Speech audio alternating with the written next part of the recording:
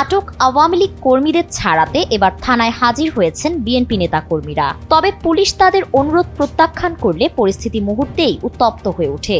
BNP নেতারা পুলিশের উদ্দেশ্যে অকথ্য ভাষায় গালিগালাজ করতে থাকেন এবং ওসি ও থানার সদস্যদের হাড়গোড় ভেঙে দেওয়ার হুমকিও দেন।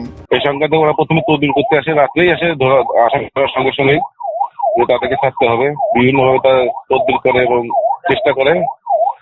তারপর যখন আসামি তাদের আমরা তদবির না শুনে আমি মামলা যথাযথভাবে মামলা চালান করি। মামলা চালান করার পরেই তারা ক্ষিপ্ত হয়ে ওঠে। থানা প্রাঙ্গণেই প্রথমে আমার সাব ইন্সপেক্টর বাসুদের সঙ্গে তারা খারাপ ব্যবহার করে, গালিগালাজ করে। যুব দলের সভাপতি এবং ওর সাথে কিছু ছেলেপেলে ছিল।